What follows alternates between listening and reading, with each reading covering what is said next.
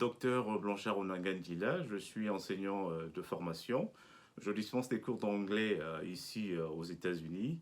Je donne parallèlement des cours d'anglais et donc de civilisation américaine à l'Université Omar Bongo du Gabon.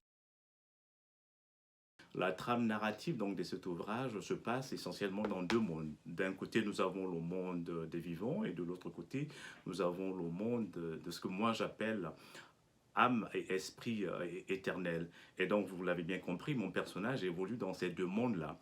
Sur Terre, bien sûr, Nkani, mon personnage principal, fait une prophétie et il s'arrange à faire en sorte que cette prophétie se matérialise avant qu'il ne décède, qu'il ne passe dans l'au-delà. Une fois qu'il se retrouve dans l'au-delà, Nkani devient un critique et donc de la société, ou si vous voulez, donc du monde des êtres vivants qu'il venait de quitter. Et là, essentiellement, il critique la manière assez singulière avec laquelle les hommes politiques gouvernent donc la planète Terre. Et on retiendra essentiellement trois articulations, hein.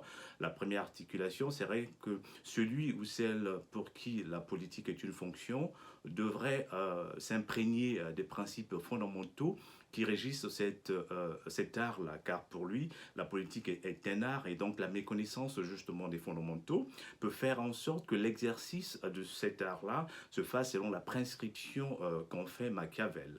Il dit également que tout homme ou toute femme politique devrait avoir à cœur de servir le peuple et non pas de se servir de soi-même. Et troisièmement, enfin, il dit que la recherche effrénée du pouvoir politique par des voies et moyens illégaux entraîne inéluctablement son auteur ou ses auteurs vers une impasse aux conséquences inimaginables.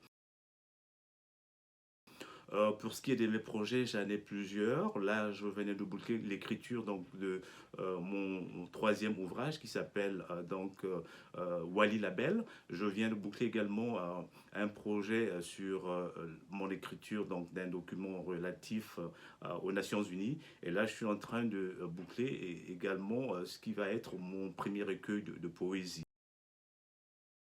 Un mot de fin, ce serait donc de vous remercier de m'avoir donné l'occasion de m'exprimer un tant soit peu sur cet ouvrage et j'espère que ceux qui le liront l'apprécieront. Merci et à très bientôt. Au revoir.